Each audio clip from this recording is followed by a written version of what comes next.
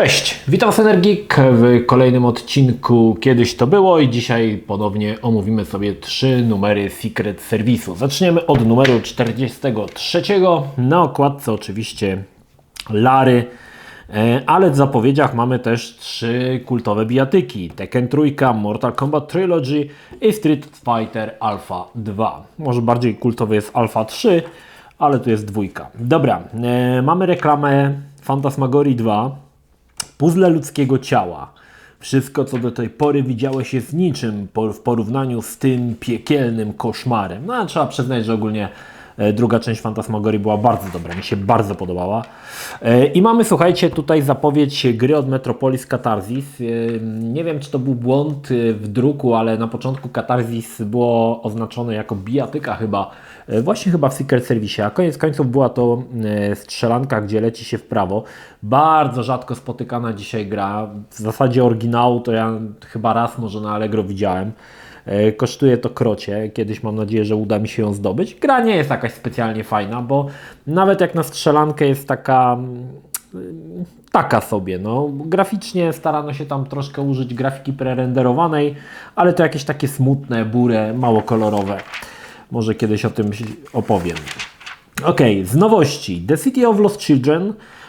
To o tym już chyba mówiłem i Jedi Knight w przygotowaniu, czyli to jest ta druga część Dark Forces, która będzie całkowicie w trójwymiarze. Oczywiście te grafiki tutaj pokazane, na przykład tu Kyle Katarn, to dzisiaj to może wygląda zabawnie i żenująco, ale kiedyś, kurde, powiem Wam, jedno zdjęcie z Boba Fettem i już wszyscy mieli pory pełne po prostu z radości, nie? To były czasy, kiedy gry sygnowane logiem LucasArts to był synonim jakości. Kupując grę z Gwiezdnych Wojen mogłeś być pewny, że to będzie dobra gra. Potem się troszkę to zepsuje, ale w tamtym czasie tak było. I każda gra z Gwiezdnych Wojen wywoływała ogromne emocje i to nie jest w sumie dziwne. Tak jak mówiłem, jeszcze odnośnie Miasta Zaginionych Dzieci, no to jest na podstawie filmu. Drugi film to jest Delicatessen, a to jest na podstawie właśnie filmu Miasto Zaginionych Dzieci. Dobra.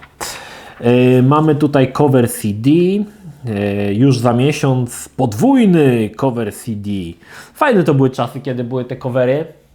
Nic nie trzeba było ściągać z internetu, bo wtedy internet już troszkę, internet był, ale był drogi, wolny. Więc wszystko było po prostu na płycie, a dla osób, które nie miały po prostu internetu w domu, no to taka płyta to była zbawienie. Może tam dema to nie, ale na przykład patche, no to było dosyć istotne. No i znowu kącik X-Files, kultowy serial. Teraz oglądaliśmy na Netflixie Sex Education, taki serial, całkiem fajny, ciężko powiedzieć, czy dla nastolatków, o nastolatkach. I właśnie gra tam Gillian Anderson i tak żeśmy z żoną doszli do wniosku, że teraz wygląda lepiej niż wtedy, kiedy grała właśnie w Archiwum Mix, że wtedy jak grała w Archiwum Mix wyglądała trochę gorzej.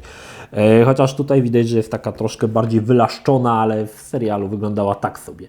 No, tak jak mówię, no to był kult, jeżeli chodzi o Archiwum Mix, tu mamy spis chyba nawet odcinków wszystkich po kolei, słuchajcie, no. Ja ogólnie w Archiwum Mix najbardziej lubiłem te odcinki, które cały odcinek był o czymś, a to jakiś tam mutant, coś, jakaś osoba z jakimiś umiejętnościami, to najbardziej lubiłem. Najbardziej mnie wkurzały odcinki o obcych. Jak było obcych i znowu tam trucie, że Mulderowi ufoludy siostrę tam zabrały i jej w Ashola włożyły antenę, to ja po prostu odpadałem. Nienawidziłem tych odcinków. Ale takie odcinki, każdy odcinek był o czymś, jakby był zamkniętą całością, to bardzo lubiłem. Pamiętam chyba drugi albo trzeci odcinek, czy któryś taki w pierwszym sezonie był, który dział się na stacji badawczej na Antarktydzie, czy gdzieś tam na Arktyce. Mocno było oczywiście to wzorowane na filmie To Carpentera, ale naprawdę to był mega odcinek, pamiętam, że świetny. Jakieś takie robale wchodziły w kark, coś takiego mi się kojarzy. Już dawno nie oglądałem. No dobra, bijatyki. 3 kultowe bijatyki. Mamy Virtua Fighter 3, Virtua Fighter 3, tak? Virtua Fighter 3 chyba to jest. Virtua Fighter 3, Tekken 3 i Street Fighter Alpha. I to też jest chyba trójka. No oczywiście dwie pierwsze gry to trójwymiarowe. Street Fighter Alpha no to jest dwuwymiarowy. Natomiast, no słuchajcie, mieliśmy rok 97. PC-ty, jasne, że PC-ty były mocniejsze niż konsole, ale jak oglądałeś te screeny, na przykład tutaj Jeffreya jak wyglądał, albo Jackiego z Virtua Fighter, no to było po prostu piękne, nie? To było niesamowite, jaka to była grafika. Wyglądało to po prostu fantastycznie. Na PC bijatek takich dobrych nie było trójwymiarowych. Oni potem będą próbowali tam trochę wydawać, ale to będą takie żenujące. Natomiast jeżeli chodzi o bijatyki 2D, widać było, że te bijatyki 2D już odchodzą jakby troszkę do lamusa. I te Street Fightery Alpha już w sumie nikogo za bardzo nie interesowały. No, w porównaniu z takim Tekkenem czy Virtua Fighter, gdzie tam były tysiące ciosów, to Street Fighter jawił się jako taka trochę popierdółka, nie? No ale nie sposób oddać, że była to jedna z najlepszych bijatek swojego czasu, Street Fighter 2 oczywiście. No i Mortal Kombat Trilogy, ja nigdy nie przepadałem za Mortal Kombat tym Trilogy, czy tam Ultimate, gdzie było naładowane wszystkich postaci. Bardziej lubiłem te klasyczne wersje, czyli Mortal Kombat 1, 2, 3. Potem był ten jeszcze Ultimate, gdzie po prostu dorzucono postacie z wszystkich części. To już tak średnio lubiłem, szczerze mówiąc. Mortal Kombat Trilogy też tak średnio lubiłem. Najbardziej właśnie lubiłem te klasyczne, podstawowe części. Kompendium Wiedzy 2. Mam wszystkie kompendia wiedzy z Secret Service'u. Były chyba 3 albo 4, nie pamiętam już. Może kiedyś jeszcze sobie omówimy, chociaż tam nie ma za bardzo co omawiać, bo jest bardzo dużo tekstu, chociaż dużo jest też obrazków, między innymi śledzia. Street Fighter Alpha 2, no bo tutaj mieliśmy zapowiedź trójki, tutaj mamy Alpha 2. To nadal oczywiście Street Fighter, tylko że postacie są jakby odmłodzone, ponieważ Street Fighter Alpha jest jakby prequelem czy wydarzeń ze Street Fighter 2. Street Fighter Alpha jest prequelem wydarzeń z gry Street Fighter 2. Ja tam nie przepadałem. Ogólnie chyba Street Fighter 2, ten klasyczny Street Fighter 2 był najfajniejszy. Potem był jeszcze Street Fighter 3, gdzie postacie były troszkę postarzone, bo to jakby była kolejna część. Może nie była tak popularna, ale zachwycała rewelacyjną animacją. Słuchajcie, animacja tam była, to było coś niesamowitego, co Capcom zrobił. No i mamy jakiś WWF. W to niestety już nie grałem. Jedyną grą taką bijatyką wrestlingową to WWF WrestleMania, bardzo fajna. A to nie wiem, czy to nie jest jakaś druga część. Kiepska ocena, 65. Zobaczmy, czy kogoś znam tutaj w ogóle z tych... Undertakera znam. Owen Hart, nie. Bret Hart, z tego znam. I to wszystko. Nie za wielu znam ogólnie. Ja kiedyś może trochę tam na początku, kiedy wchodziła telewizja kablowa, to się oglądało wrestling. Potem już mi przeszło. Co my tutaj mamy? Scorcher, to jest jakiś gniot, Nihilist, nie mam zielonego pojęcia, co to za gierki. Hyperblade, to jakieś coś na rolkach się jeździ, się walczy, rugby, Australian Rugby. Ciekawe, ile osób w Polsce zainteresowało się grą Australian Rugby. Ciekawe, czy w ogóle człowiek, który to recenzował, PJ, miał w ogóle zielone pojęcie, o czym jest w ogóle australijskie rugby. Dla kogo ta gra była w ogóle? Kto w ogóle... What the fuck, nie? Jeszcze ktoś to dystrybuował w Polsce. Kto to? Microsoft dystrybuował w Polsce Australian Rugby. Ile osób w Polsce miało tą grę? Jedna? NHL Hockey 97, Ultimate Soccer Manager, gry sportowe to mnie zupełnie nie interesowały, chociaż trochę pod presją grupy rówieśniczej grało się w FIFA. I nawet kilka NHL obskoczyłem i kilka NBA. International Moto X 45 ocena, także srogo. Dragonheart to jest na podstawie filmu. Swojego czasu mocno ten film promowali, że tam smokowi podkłada głos Sean Connery i on w ogóle wygląda jak Sean Connery, ten smok. Film był taki, sobie mi się nie podobał za bardzo. Scorched Planet, Toy Story. Toy Story to jest chyba ta gra ze SNES-a, która zachwycała na SNES-ie fantastyczną grafiką prerenderowaną. Na PC chyba już tak dobrze nie wyszło. Natomiast to jest ciekawa rzecz. Power Slave i to jest od Lobotomy Software. Power Slave nie zdobył dobrej oceny 50, bo ta wersja PC-towa nie była za dobra. Ona działała na silniku Build, ale To jest dokładnie ta sama gra, która jest na Saturnie pod nazwą Exhumed, również wykonana przez Lobotomy Software i to była gra, która przekonała Johna Carmacka do tego, aby dać projekt stworzenia na Saturnie Quake'a.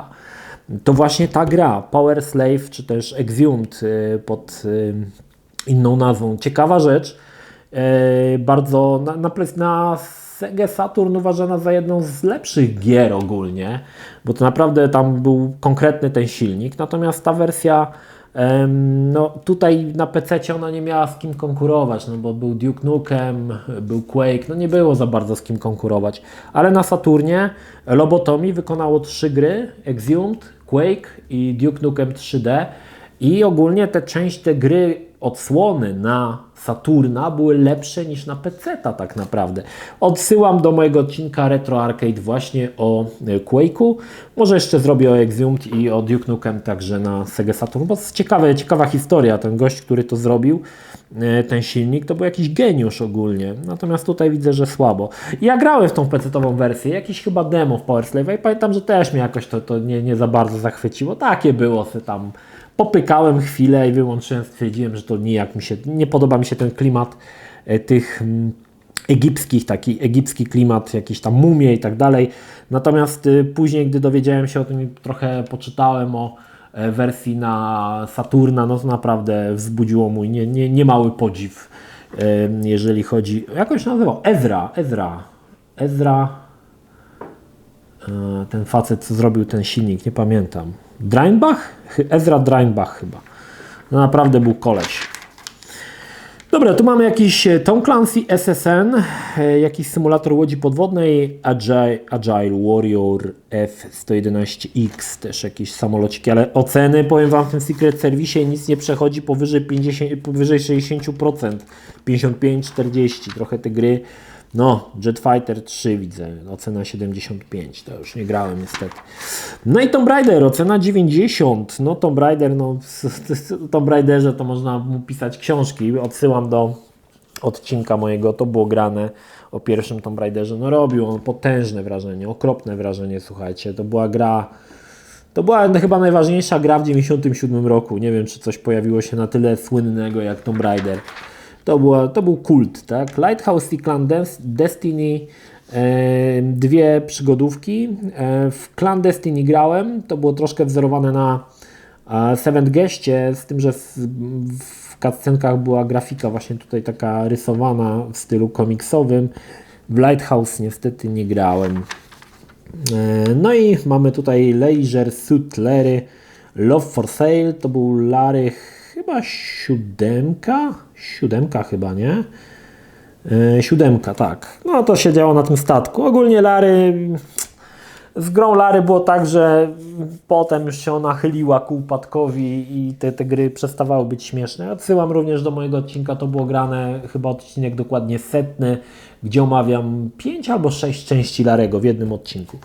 AD 2044 reklama. Co my tutaj jeszcze mamy? Pierwsze Fable i to nie jest gra, która była dostępna na Xboxie 360, na Xboxie od Petera Molinet. To jest zupełnie inna gra. To jest gra przygodowa właśnie Fable. W nią nie grałem, aczkolwiek kiedyś widziałem jakiś materiał, nawet chciałem sobie któregoś dnia pięknego ją kupić, bo fajna grafika taka rysunkowa, bardzo ładnie to wygląda, ale koniec końców nigdy nie zagrałem w to, także. Toonstruck jest u mnie, to było grane, gra łączona, trochę jak Kto wrobił królika Rogera. Mamy postać aktora, która przenosi się do świata rysunkowego. Fajna rzecz, polecam. Aktora, główną rolę gra Christopher Lloyd z Powrotu do przyszłości. Broken Sword, tu mamy opis, to już mówiłem chyba w poprzednim odcinku. No, Fantasmagoria, Puzzle of Flesh, tylko ocena 70. Mi się ogólnie bardziej podobała ta część Fantasmagorii. Już mówiłem, chyba to było grane przez 5 płyt, przez 4 płyty. Jest to bardzo taki mroczny thriller psychologiczny, bardzo dobry.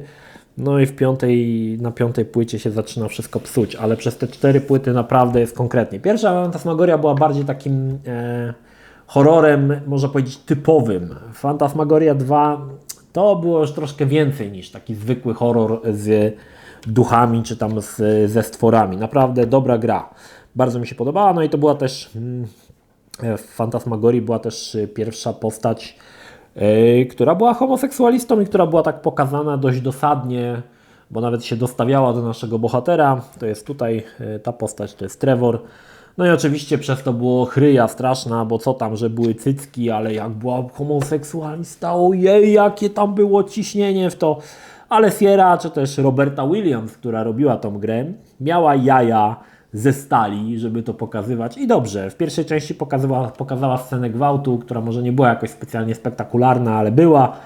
Także tak naprawdę kobieta w deweloperce jakby pchała te gry coraz dalej, przesuwała granice. I dobrze, dzięki temu mamy dzisiaj gry, jakie mamy. Harvester. Gra z odcinka Zagrajmy w Krapa, to jest opis oczywiście Harvestera. Ja uważam, że to była strasznie kiepska ta gra, bardzo kiepska i te wszystkie sceny były tak żenujące.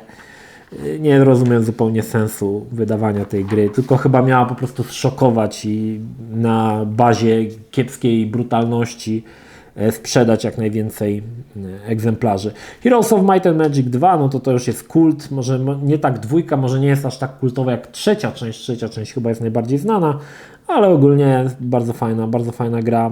Pamiętam, że z juniorem, moim kumplem, sporo żeśmy grali, tylko żeśmy grali chyba w Heroesów trójkę, ale dobrze pamiętam. Lords of the Realm, co my tutaj mamy? Master of Orion. Nawet miałem okazję zagrać w jedną z ostatnich części, ale dzisiaj to już gra, która nie ma szans w ogóle na rynku z jakimiś tuzami, bo to jest taki tytuł niszowy, że głowa mała. Dobra, Age of Sail, Destiny, nie mam pojęcia. Blood and Magic, nie wiem co to jest. Warwind, też jakiś chyba RPG połączony może z RTS-em, nie mam pojęcia. Dobra, gry TV i konsole, co my tutaj mamy? Z nowości, zobaczmy. Mamy jakieś Mario Kart chyba to jest, Time Crisis. No tutaj mamy za miesiąc, jest Exhumed, tak jak mówiłem, będzie omówiony. Ciekawe. Co my tu mamy? Too Extreme. Jakieś jeżdżenie na deskorolkach, jakieś pierdoły, Distraptor, nie znam. Pandemonium, no to też była jedna z takich gier, powiedzmy, ona chyba nie... Ona była ogólnie taka, to była gra, która miała konkurować z Nights into Dreams na Saturna, ale to było takie dosyć słabe. Wyszedł też port na PC i muszę przyznać, że średnio mi się to podobało. Raczej to było takie liche. I Twisted Metal, nigdy nie lubiłem tej serii. Wiem, że najbardziej gracze lubią Twisted Metal Black, który pojawił się na PlayStation 2, ile dobrze pamiętam. Ja nigdy nie lubiłem tej marki, nie podobało mi się to, nie wiem. No, dla mnie jeżdżenie, Carmageddon owszem, ale jak samochody jeszcze tam jeżdżą po arenach i strzelają, zupełnie mi się to nie trafia do mnie ta gra, ale wiem, że ma sporo fanów i też ocena bardzo wysoka, także myślę, że osoby, które miały PlayStation w tamtym czasie i miały tą grę, bardzo miło ją wspominają. Na Saturna mamy Daytona USA, Virtual On, walki dużych robotów. Akurat Daytona grałem też na PC-cie, też mi się średnio podobała w porównaniu do takiego Screamera, to było popierdółka. No i Virtua Cop 2, no to oczywiście kultowy celowniczek, po części pierwszej wydano część drugą, która była w zasadzie lepsza w każdym aspekcie graficznym i w ogóle te misje były fajnie, się jeździło samochodem i się strzelało w samochodzie, no to już było konkretne.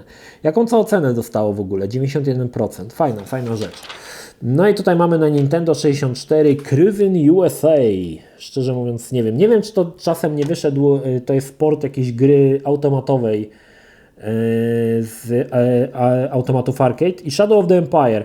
Shadow of the Empire no to kultowa gra, no oczywiście tutaj wersja na Nintendo 64 nie miała cutscenek, ponieważ nie wiem ile te kartridże zajmowało 4 chyba do 64 mega były największe na Nintendo 64.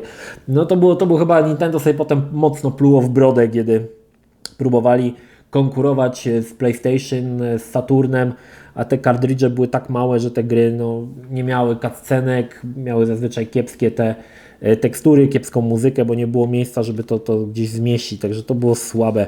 Ale ogólnie Shadow of the Empire, świetna gra. Kiedyś będę miał Nintendo 64, może kiedyś będę miał, może kiedyś sobie kupię.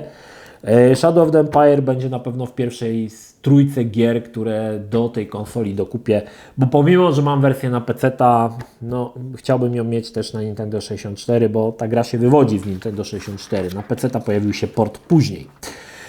Maxi Sound, nie mam zielonego pojęcia, jakiś Virtual Golf,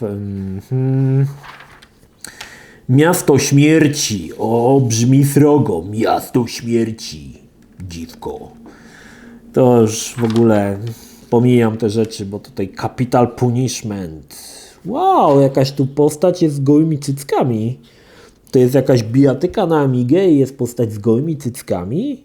Taka w czerwonym wdzianku. Wow. No coś było takiego, że była postać z gołymi cyckami. No. Chyba jedyny powód, żeby kupić Capital Punishment. No dobra. Strony czarno-białe pomijamy. Prenumerata. Zobaczmy, co tam w Manga Balanga ciekawego. Mandze Balandze mamy. Oj. Aż do nieba. To jest jakiś, słuchajcie, manga o Poniatowskim chyba. To pamiętam, że czytałem i byłem mega zdziwiony, że to jest historia w ogóle o Poniatowskim. Japońska manga o Poniatowskim. Oczywiście to w takim mangowym stylu, nie? Ale przyznam szczerze, że byłem zszokowany, że kogoś interesuje w Japonii polska historia i zrobił o tym mangę. To było naprawdę spoko. Ale nie czytałem komiksu, ale znam, aż do nieba, kojarzę. No i tutaj mamy Dragon Half. O jakichś dziewczynkach z jakimiś rogami, ze skrzydłami. O mój Boże. Dobra, nie chcę na to nawet patrzeć. NASCAR Racing. No to już gra, która mnie zupełnie... Wyścigi NASCAR to już mnie zupełnie... Nie byłbym dobrym Amerykaninem. Nie lubię NASCARa, nie lubię Formuły 1, nie lubię tego futbolu amerykańskiego. Nie mógłbym w Ameryce mieszkać. Nie lubię koszykówki również. No dobra. Numer 397 na okładce postacie z FX2, FX Fighter Turbo. Tak naprawdę. FX Fighter Turbo. Żebyśmy się czasem nie zesrali. No dobra, co mamy z nowości? XCOM Apocalypse, Catharsis, to co mówiłem już wcześniej, Magic the Gathering, X-Wing vs TIE Fighter, trzecia odsłona serii X-Wing, wyjdzie jeszcze jedna, X-Wing Alliance, natomiast ta była trzecia część, to było o tyle słabe, że to była tylko gra do multi. Gracz singlowy, no w tej grze nikt nie mógł znaleźć nic dla siebie, bo to było wszystko zrobione pod multi. Znaczy fajny pomysł, tak, że gracze ścierali się w pojedynkach TIE Fightery, X-Wingi, czyli Rebelia, Imperium. No to fajny pomysł, ale szkoda, że nie było żadnego właśnie scenariusza singlowego. Clash to była polska gra, taki trochę RTS, trochę RPG. Szczerze mówiąc, grałem tylko w demo, ale jakoś też mnie nie zachwyciło. Natomiast Final Fantasy VII, no to Final Fantasy VII, jedna z najważniejszych gier na PlayStation. Tutaj oczywiście mowa jest o wersji na PC-ta, która będzie przygotowana, tak? Co ciekawe, wersja na PC-ta pojawiła się ogólnie na 3 płytach, natomiast tu możemy przeczytać, na 2 płytach CD starano się zogniskować prawdziwą esencję gry. Tak naprawdę nie jest to do końca kłamstwo, bo na pierwszej płycie Final Fantasy był tylko installer, natomiast cała gra znajdowała się faktycznie na 2 płytach. Koniec końców cała gra znajdowała się na 3, ale pierwsza to była tylko i wyłącznie instalacja. Ja pamiętam, że byłem strasznie zajarany tym, bo mówię, no to jest też ciekawe, czekajcie. To jest też, byłem strasznie zajarany, bo czytałem właśnie w Secret Service recenzję Final Fantasy, jak ludzie się strasznie podniecali tym, jaki to będzie w ogóle, jaka masakra, nie? I w ogóle jaka to będzie sieka, że byłem mega tym zajarany, słuchajcie, naprawdę, mega byłem zajarany tym finalem. Dobra, tu mamy ten, no, CD cover. Gry przygody bez komputera, gry karciane. No właśnie, tutaj ciekawostka. Wiele osób się mnie często pyta, czy lubię gry karciane, czy grałem w Gwinta. Powiem tak, nienawidzę gier karcianych. Jestem po prostu całkowicie się odbijam od gier karcianych. Próbowałem kiedyś tam zagrać chyba w Magic the Gathering, w jakąś taką grę z Gwiezdnych Wojen. Zupełnie się od tym, nawet w Wiedźminie, słuchajcie, nie lubię Gwinta. Nie przepadam za grami karcianymi. Także nie musicie się już mnie pytać. Soul Edge, goddammit.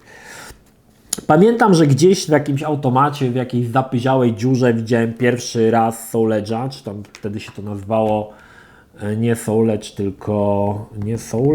tylko ten drugi tytuł. Nie pamiętam. Możecie napisać Soul Edge, bo były dwie wersje tytułu. Nie pamiętam, jaki to był drugi. Soul Blade. I pamiętam, że odpadłem, nie? To w ogóle jak to wyglądało w ruchu, słuchajcie. Jest tutaj ta jedna z plansz. Dzisiaj to śmieszne jest, ale kiedyś co się walczy na planszy, gdzie jest trawa i ona się tam rusza, ta trawa. No to była sieka, nie? To była po prostu taka sieka. To była chyba plansza Rocka, o ile dobrze pamiętam. Słuchajcie, zresztą z tych screenów, jak to wyglądało. Wiecie, że te wszystkie ciosy robiły te wszystkie,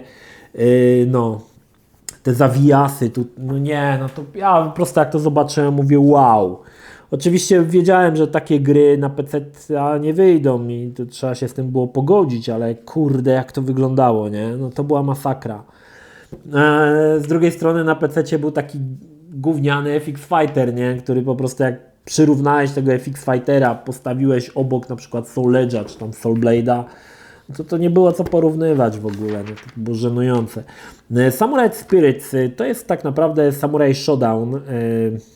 Niedawno wyszła gra ostatnia w trójwymiarze chyba, ten Samurai Showdown, w zeszłym roku chyba. W ogóle całkowicie gra w Polsce nieznana. Natomiast było to fajne o tyle, że w tych wcześniejszych wersjach, może i w tej też, były ciosy, które mogły skończyć walkę od razu. Dobrze wykonany cios. Podobnie będzie w Bushido Blade na PlayStation, gdzie walkę można było skończyć jednym ciosem dobrze wykonanym. Natomiast to jest ogólnie taka gra od SNK, w Japonii dość kultowa. Ogólnie SNK, większość bijatyk od SNK w Polsce jest mało znana. Na przykład, nie wiem, King of Fighters właśnie, czy Samurai Showdown, czy Garu nie, czy Fatal Fury może, bardziej. To są takie bijatyki, które przegrywają z Street Fighterem dwuwymiarowym, czy Mortal Kombat, ale w Japonii są bardzo znane i w Polsce mało osób chyba w to gra. Ja pamiętam taką jedną fajną bijatykę i to chyba była bijatyka chińska. Miałem ją na dyskietce, ona była wzorowana na Street Fighterze, to się nazywało Sango Fighter i tam było mnóstwo wojowników, jakichś takich właśnie, nie wiem, czy to była Japonia, czy Chiny, ciężko mi się powiedzieć. I pamiętam, że miałem, nawet nie wiem skąd w ogóle ta gra do mnie przywędrowała. Sango Fighter, to był kurde klasyk. Może kiedyś się tutaj pojawi. Cyber Gladiators, no to próba stworzenia gry w 3D na PC-ta, gdzie walczyliśmy takimi robotami, androidami. No, że nada w opór, nie? Że nada w opór. No zresztą ocena 20 mówi samo za siebie, tak? Że Cyber Gladiators to był po prostu gniot ponad gnioty, tak? Także te wszystkie próby stworzenia jakiejś gry, bijatyki na PC-ta spełzały na niczym, jeżeli to miała być bijatyka 3D. Oczywiście mówimy o jakimś wykreowaniu specjalnie pod PC-ta, a nie port, tak? Bo tam te porty to jeszcze mogły się udać. The Crow, City of Angels. Pozdrawiam Badanowego Janka, który zrobił o tej grze materiał. Mi się ogólnie podobało, bo to był taki brawler, gdzie się chodziło i walczyło z różnymi typami w jakichś ciemnych zaułkach. Miałem wersję zripowaną i nawet mi się w to fajnie grało. Natomiast no, nie było to jakoś specjalnie, nic jakoś specjalnie zachwycającego. Ravage DCX, nie mam zielonego pojęcia co to jest. Batman Forever, to też bijatyka, gdzie się szło w prawą stronę i lało się innych przeciwników. Grę zrobiła Acclaim i taka gra była dosyć taką grafiką właśnie digitalizowaną. Power Rangers, jestem jedną z tych osób, które nienawidziły Power Rangers, nie widziałem ani jednego odcinka, zresztą Power Rangers był za późno, już byłem za poważny ziom, żeby oglądać te pierdoły. Także nie znam w ogóle Power Rangers, również nie znam Dragon Balla. NBA Live 97. 97 chyba grałem. Mam jednego ripa z NBA, nie wiem czy 97 czy 96. Pamiętam, że miałem takiego kumpla Bola w podstawówce, który był wielkim fanem koszykówki i u mnie bardzo często żeśmy grali właśnie w NBA Live, bardzo mu się to podobało. Mnie tak średnio, no ale to była presja grupy rówieśniczej, to już jak mówiłem wielokrotnie. Terminator Skynet, no to druga odsłona po Future Shocku, dosyć niska ocena, 65% przeciw zbyt mało innowacji. Faktycznie różnic tam nie było wiele, ale jedną z fajnych elementów było to, że w Skynecie był patch, czy też pełna wersja Future Shocka, która miała obsługę akceleratora i działała o wiele lepiej, także to było spoko według mnie. Znaczy ogólnie ja bardzo lubię Terminatora i Skynet i Future Shock bardzo mi się podoba, mają świetny klimat i nawet dzisiaj te gry się całkiem bronią. Crazy Ivan, nie wiem czy to Kudi nie robi jakiegoś materiału o tym na PlayStation, o jakichś takich robotach. Ja to nie grałem w to, także nie wiem, ale coś mi się kojarzy. Deadly Tide. Hunter x Hunted. O tej grze mówiłem w multiplayerze, bardzo dużo żeśmy w to grali. To była taka strzelanka na dwie osoby. Jedna osoba była Jake'iem, chyba on się nazywał, takim gościem, a druga osoba była Minotaurem. I to był taki labirynt dwuwymiarowy i te osoby się ganiały i walczyły ze sobą. Bardzo fajny tytuł, na dwie osoby to była taka zabawa, słuchajcie, że głowa mała. Bardzo fajnie mi się w to grało. Dzisiaj tytuł w ogóle zapomniany, ja nie wiem w ogóle czy ktokolwiek z Was w to grał, natomiast ja muszę przyznać, że strasznie się tym jarałem swojego czasu. Hunter x Hunted.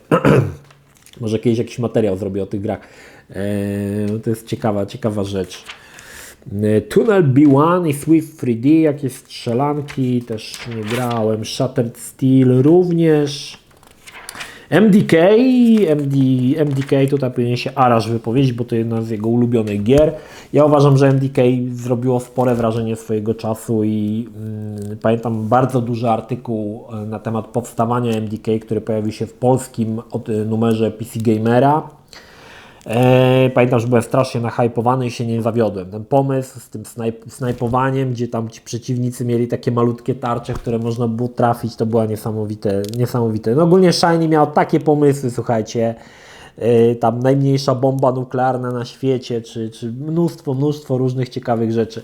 Fantastyczna gra, do dzisiaj uważam, że jest naprawdę świetny tytuł. Dzisiaj może już się zestarzał, jest może archaiczny, ale nadal potrafi bawić osoby, które grały w tamtym okresie w MDK. Dzisiaj myślę, że nadal mogą znaleźć sporą przyjemność w graniu w tą grę. Mi się strasznie podobało, bardzo fajny tytuł. Było oczywiście u mnie w to było grane. Dwójka już mi się podobała mniej, dwójka już nie była taka dobra jak część pierwsza. Trochę za bardzo przekombinowano mi się wydaje, ale ta pierwsza część miała w ogóle takie pomysły, tam na przykład jeżdżenie było na desce, że się jeździło, w ogóle totalnie z dupy, nie? I tam właśnie w twórcach, w PC Gamerze był wywiad z twórcami, oni mówili, że no może byśmy wrzucili do gry jazdę na snowboardzie. No dobra, no to wrzućmy. I to w ogóle sobie tak wrzucali, bo to było fajne, no i tyle, nie? Isis nie znam, Nua, no to gra od Cyber Dreams. Ostatni odcinek to było Grane się kłania. Niewiele, 40, ocena 40, ponieważ gra się składała w zasadzie tylko i wyłącznie z czarno-białych zdjęć i trzeba przyznać, że Cyber Dreams miało jaja, żeby taką grę wydać, bo na tle innych gier, filmów interaktywnych wyglądało to strasznie biednie. Gra była ok, no nie była najgorsza. Fajny klimat właśnie tych lat 40., aczkolwiek rozumiem, że większości osób może się to nie podobać. No dobra, Larry to już mówiliśmy, opis City of Lost Children, Rama, nie wiem, to jest jak robią tą margarynę Ramę, gra o robieniu margaryny chyba.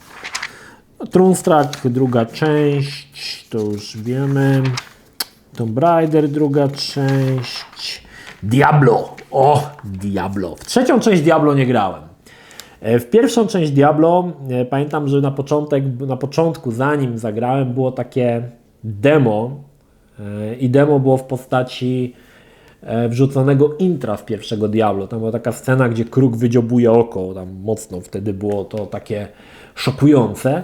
No i gdy zagrałem, słuchajcie, w to Diablo, to ja odpadłem. Mówię, jaka to jest super gra. Ja w ogóle, wiecie, tam nie przepadałem wtedy wtedy jeszcze grałem w RPG, bo wtedy się grało we wszystko.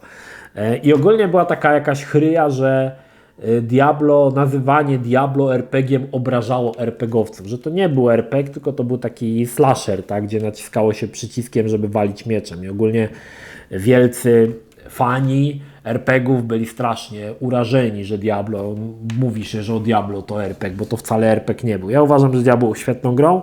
Pierwszą i drugą w dwójkę, również grałem w dwójkę, jedynkę skończyłem. Mega mi się dobrze grało. Trójka już mnie odrzuciła, bo tam było jakieś multi, coś tam. Jedynka i dwójka miały singlową tam fabułkę. Na końcu się pokonywało samego tego Diablo i to było spoko. Odwiedzało się ten miasteczko, to Tristam, to wszystko było super tam. Szukało się krowiego levelu, którego nie było. Świetne było Diablo. Ja uważam, że to była świetna gra. I masę czasu z nią spędziłem. Przeszedłem od początku do końca i mi się strasznie podobało. W dwójkę również. W dwójkę mi się też świetnie grało, natomiast w trójkę nie zagrałem i chyba już nie zagram. Over the Reich, Magic the Gathering, dobra, dalej. Max, to był jakiś RTS, nie grałem w niego, ale to chyba nie było nic dobrego. Admiral Sea Battles, nie wiem, Cave Wars, Age of Rifles, Editor. Wooden Ships and Iron Man, Steel Panthers Campaign Disc, to jakiś dodatek, no dobra. Gry TV i konsole, co my tutaj mamy ciekawego? Co my tutaj mamy ciekawego? To jest postać z Tekena, to jest Yoshimitsu. Dobra, zobaczmy. Kacper.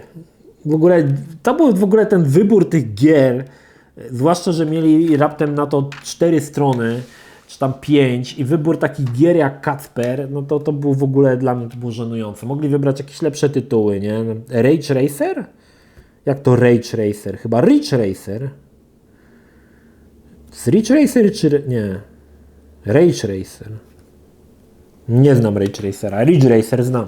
NBA Jam Extreme, czyli NBA Jam, czyli taki koszykuwa z postaciami, które miały wodogłowie. Tu było to wszystko w 3D. Nie grałem w to, ale to mnie też nie... No Reloaded. O, Reloaded. No. Reloaded była pierwszą grą, którą kupiłem jako ruskiego tłoka, bo poczytałem o części pierwszej, która była świetna i grałem na PlayStation w część pierwszą, czyli w Loaded i mówię, no to dwójka to musi być po prostu tak pokirana, że musi być mega.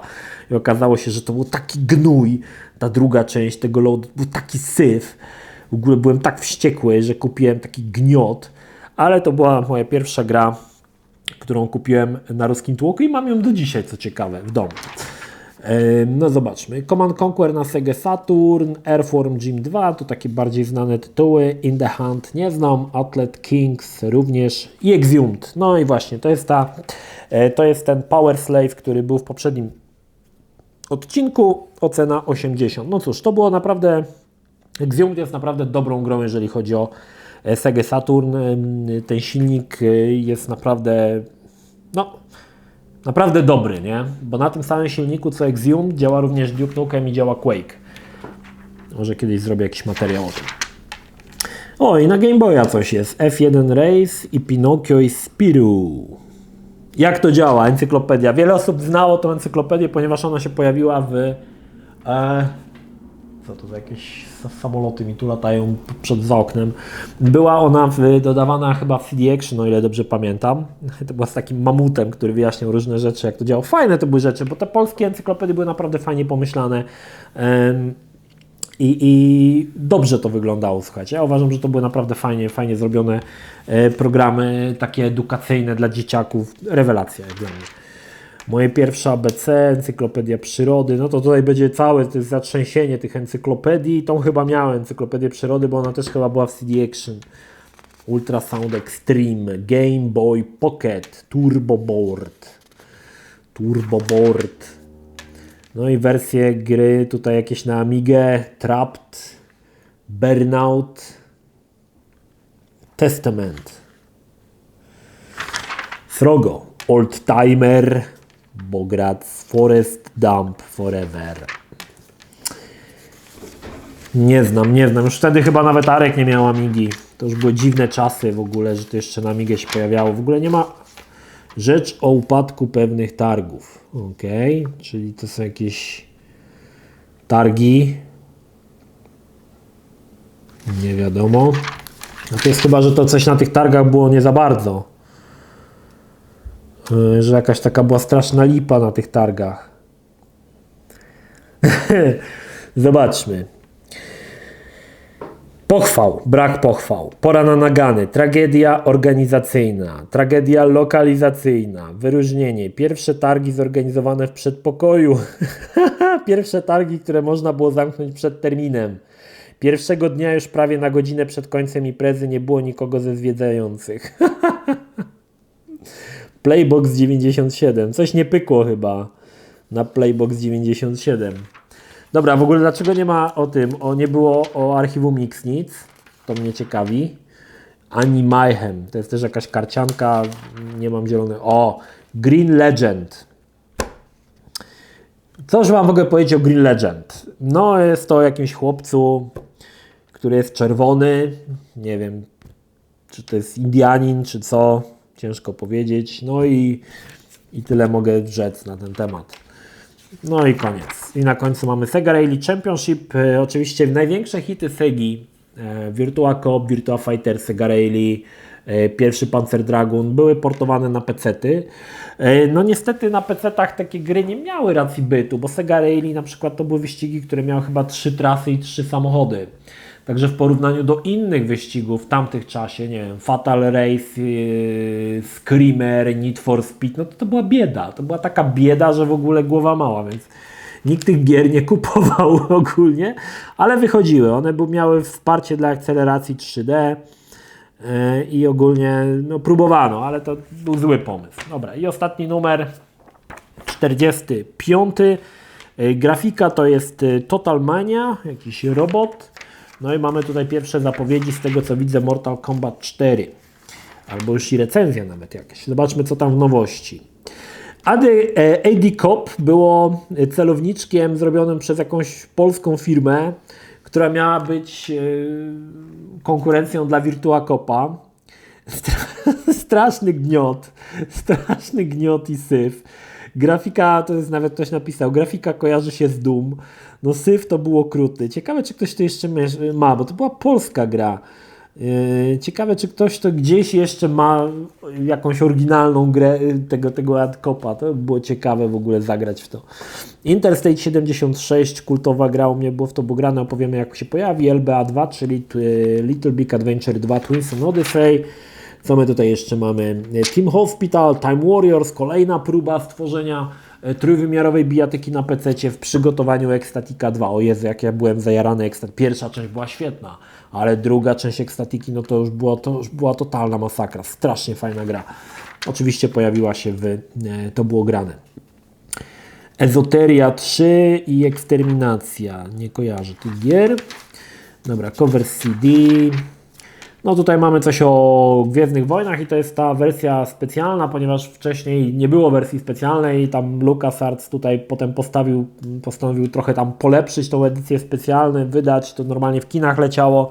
No i ogólnie to podzieliło fanów Gwiezdnych Wojen, bo jedni uważali, że to się okazało, że to było zbędne i faktycznie wiele tych efektów było zbędnych. Jest taka na przykład chyba w Pałacu Jabby chyba albo w kantynie Mos Eisley śpiewa taki stworek. To też było takie słabe, słuchajcie, takie słabe. Oczywiście niektóre rzeczy było ok, że tutaj na przykład dodali za oknem tam jakieś to było w miarę w porządku, tak? Czy tam jak wybuchała Gwiazda Śmierci, dodano falę uderzeniową, to było ok, tak? Ale niektóre sceny to było tak zbędne i takie syfiaste, że ogólnie byłem jedną z tych osób, które nie za bardzo lubiły tą edycję specjalną. Dzisiaj niestety już młodzież nie zna innej wersji, zna tylko edycję specjalną, którą tam Lucas dodawał coraz to kolejne rzeczy. Pamiętam, że w ostatniej edycji chyba, która pojawiła się na Blu-rayu, którą mam, czy tam na DVD wcześniej, jest taka scena w pierwszej Gwiezdnych Wojnach, kiedy R2-D2 chowa się w jakiejś takiej jamie i Lucas stwierdził, że nie może się tak chować w tej jamie, więc musi dodać więcej kamieni do tej jamy, nie? I takie bzdury, nie?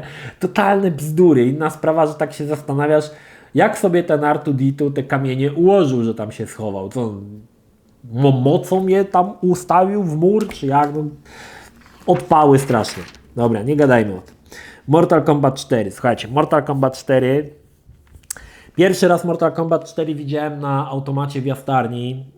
Nie pamiętam, który to był rok, ale wakacje były fajne. I słuchajcie, automat był oblegany wręcz. Oblegany. Pamiętam scena, która mi zapadła w pamięć, bo też może tam za bardzo się nie zatrzymywałem przy tym automacie, tylko przychodziłem i zerknąłem. To moment, kiedy Sub-Zero albo Skorpion wykonuje chwyt w postaci, że łamie nogę, tak, w drugą stronę. Ja pamiętam, że mówię, kurde, jak to wyglądało, nie? Ja potem chodziłem z truty w tej jastarni całe wakacje, bo jeszcze nie mogę doczekać, kiedy wrócę do domu i sobie Mortal Kombat kupię i będę grał, nie? Tak było, tak było. Fantastyczna gra wtedy. Znaczy, wiadomo, ten Mortal Kombat ogólnie dzisiaj jak się patrzy na niego, to z tych trójwymiarowych Mortal Kombatów wygląda najsłabiej. Ja też uważam, że za wcześnie próbowano przejść w trójwymiar. Lepszym było ten kolejny, czyli The Alliance, który był lepszy, lepiej wykonany. Natomiast Mortal Kombat 4 jest strasznie biedny. Ale w tamtym czasie Mortal Kombat był tak kultowy, że cokolwiek wychodziło, to się w niego grało. I to, że mogłeś zobaczyć w trójwymiarze te wszystkie postacie, było straszne. Ja wtedy jakby nie widziało się tej biedy graficznej, bo trochę były inne czasy, tak? No i na dole mamy Killer Instinct Gold. To była gra, która miała prerenderowaną grafikę, ale też taka bijatyka, można powiedzieć, dwuwymiarowa, tak?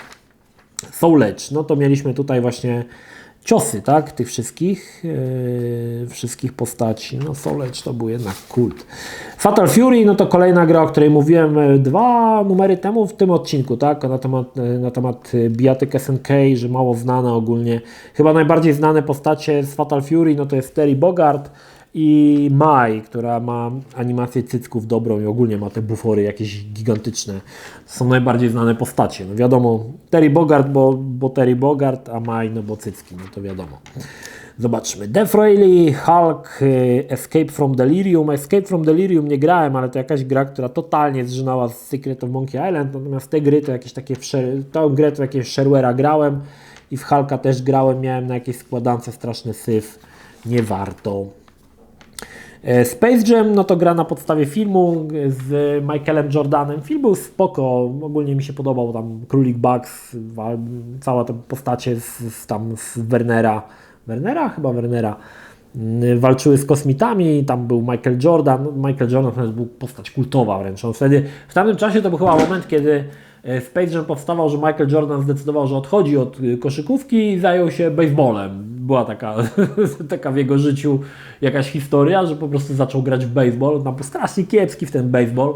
Potem zerwał z tym baseballem, wrócił do Chicago Bulls i chyba zdobył znowu z nimi mistrzostwo i potem już przestał grać w kosza. Coś takiego było. To ja nie jestem jakimś wielkim fanem koszykówki, ale coś takiego tam było. Gdzieś tam do mnie pokątnymi jakimiś kanałami ta historia docierała. Total Mania, natomiast North by Northwest to druga część kultowej gry Lost Vikings. Zmieniono troszkę grafikę. Pierwsza część miała grafikę taką rysowaną, pikselowatą. W drugiej części postacie Wikingów wyrenderowano na komputerach Silicon Graphics, a jakże? To już wiadomo, że to było dobre. Jak było na Silicon Graphics, to już wiadomo, że to była dobra gra. Druga część była według mnie słabsza. Znaczy, źle to wyglądało ogólnie. Pierwsza część miała jakiś taki fajny klimat. W dwójce już gdzieś ten klimat uciekł. Właśnie ta prerenderowana grafika nie za bardzo mi pasowała. Ale warto wspomnieć, że wyszła też druga część, tak?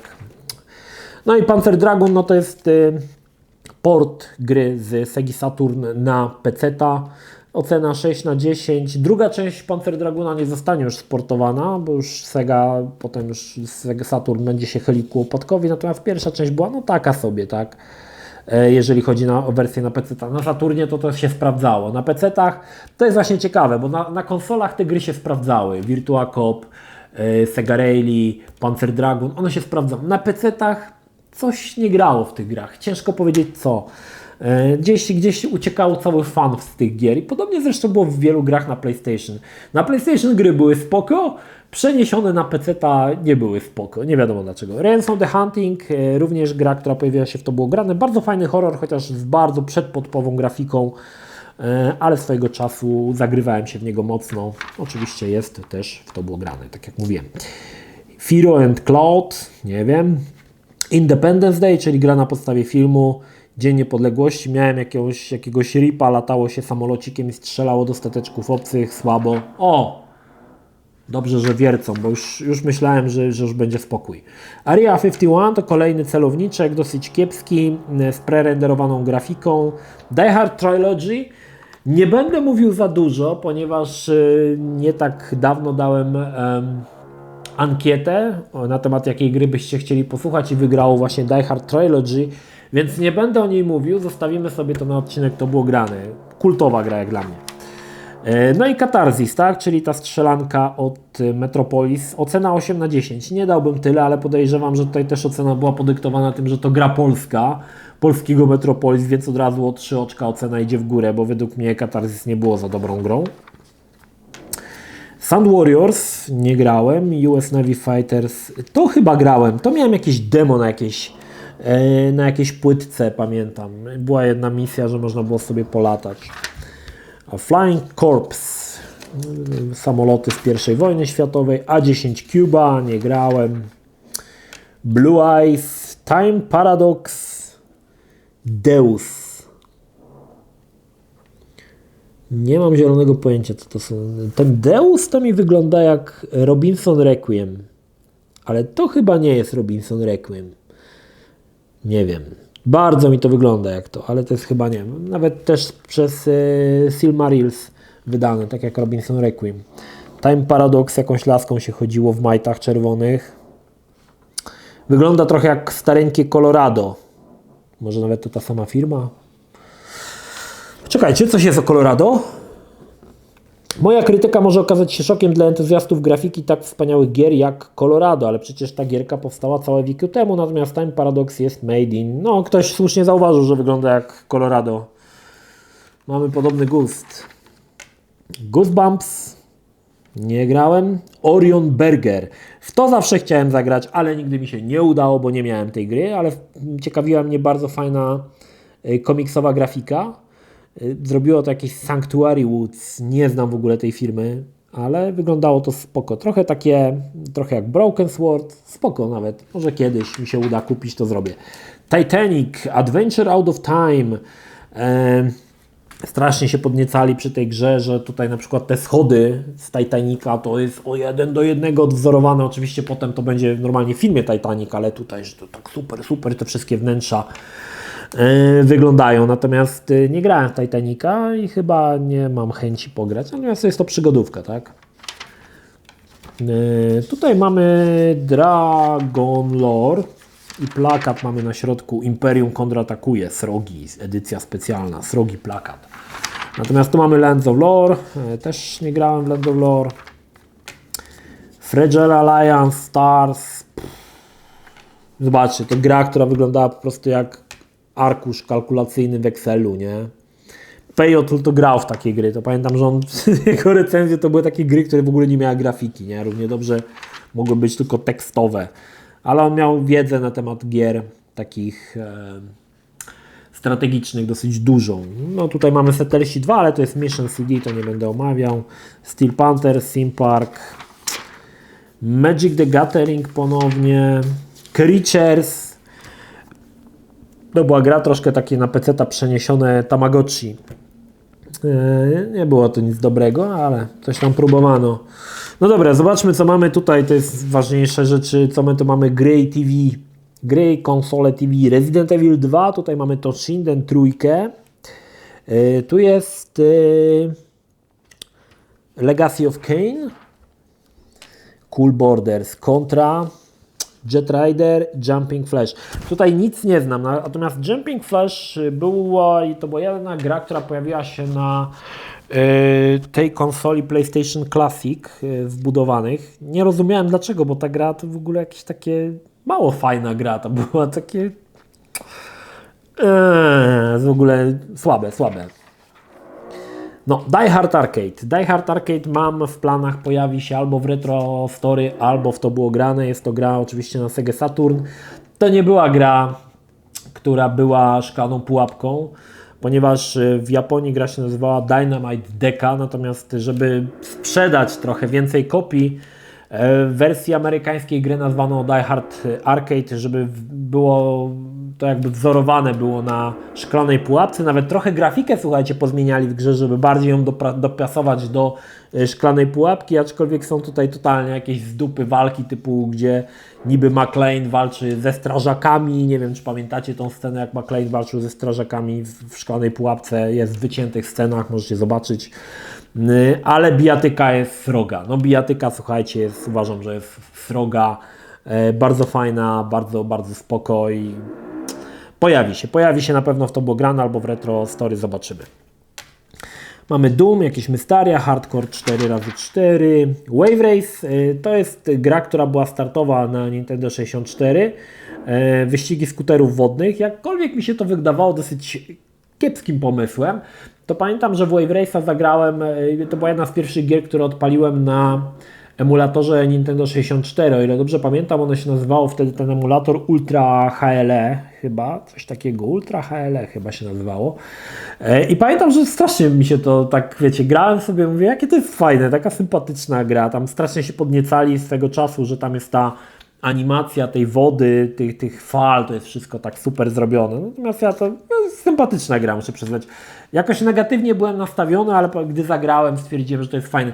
I drugą grą, która strasznie mi się podobała na Nintendo 64 startowa, to jest ciekawa rzecz, bo oprócz tego był Mario 64 i był Pilot Wings 64 i z tych wszystkich gier startowych na Nintendo 64 najbardziej chciałem zagrać w Pilot Wings, nawet nie w Mario, w to Pilot Wings. A to była taka gra, gdzie latało się tam na lotni, czy tam jakimiś takimi stateczkami, nad takimi dosyć niewielkimi mapami, ale podobała mi się ta swoboda i ta wolność, gdzie sobie latasz po prostu, tam robisz akrobacje, nie wiem dlaczego, ciężko mi powiedzieć, co mnie w tym tak przekonało, ale ten Pilot Wings był jedną z tych gier, które najbardziej chciałem mieć, jeżeli chodzi o Nintendo 64. I chyba właśnie potem zagrałem na emulatorze jakoś tak, no spoko to było, ale to spodziewałem się czegoś innego.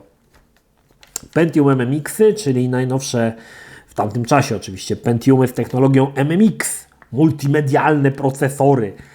Wraz z Pentium rozpocznie się era multimedialnych komputerów. Nikt nie wie, na czym polegały multimedialne komputery, bo filmy i nie wiem, grafikę i muzykę mógł odtwarzać nie tylko multimedialny komputer, ale każdy komputer, ale no i PSX Blaster, to mamy chyba to na, zobaczmy, kwiecień, czyli mamy tutaj to na Prima Aprilis i to była niby taka karta, która odpalała gry z PlayStation. No i fajnie to wymyślili tutaj, bo ta karta wyglądała naprawdę spoko. Wiecie, tutaj to zrobili, że to działa na Windowsie, zobaczcie.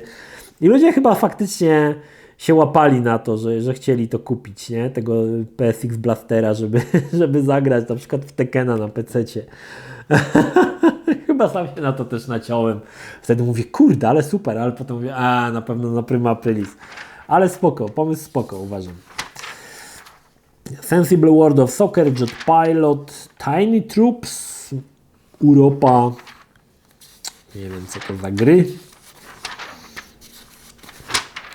Przerzucamy.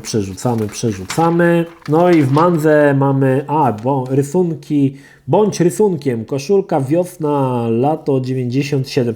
No to było tak, że można było na konkurs wysłać jakieś rysunki. I oni je umieszczali na koszulce. Fajny pomysł ogólnie, bo ludzie wysłali naprawdę fajne rysunki. Na przykład według mnie to na drugim miejscu, co jest ten Tomasz Lipka, powinien zająć pierwsze miejsce. Wygrała jakaś oczywiście Manga Balanga, jakieś blaska z wielkimi krowimi oczami, z cyckami. To słabe według mnie. Natomiast było kilka fajnych pomysłów, tak? Widzę, że tutaj fajne, no. Najbardziej mi się podobał chyba ten Tomasz Lipka. Jeżeli Tomasz Lipka ogląda właśnie dzisiaj ten odcinek, to Tomaszu, według mnie powinieneś wygrać, bo ta grafika jest najlepsza według mnie. Reszta to jakieś odtwórcze bohomazy, na przykład to jest plakat z Archiwum Mix, czy to w ogóle słabe, no słabe. No i ta manga też kiepskie. Piotr Sokołowski. Monitor wygrał Piotr Sokołowski. Za mangę. No nie wiem, ja nie jestem fanem. No i mamy jakieś mangi. I tu mamy Sailor Moon. Tu mamy Virtua Fightera. Bo to są jakby takie nowości ze świata mangi. A w mandze mamy Burn Up W. Co to w ogóle jest? Wszystkie mangi wyglądają tak samo, to znaczy te anime. To w poprzednim odcinku przecież było to samo. Co to w ogóle jest? No i tutaj mamy zapowiedź Kajko i Kokosz w krainie borostworów. Bardzo spoko gra, chociaż miała kilka bugów i czasami nie dało jej się skończyć, ale kultowy tytuł, kultowy. No i na końcu reklama Alone in the Dark. Alone in the Dark? Że to chyba była jakaś taka obniżona cena, bo to gra już była starsza i mieliśmy w zestawie grę, demo 2 i raport z produkcji części 3. Jakiś komiks. 29,90. No za oryginał dobra cena. Dobra, to tyle jeżeli chodzi o 3 numery. Film zajął nam dokładnie godzinę. Czekam na Wasz feedback, czy chcecie oglądać kolejne odcinki. Kiedyś to było. To tyle. Pozdrawiam Was, Energik. Trzymajcie się. Do następnego. Cześć.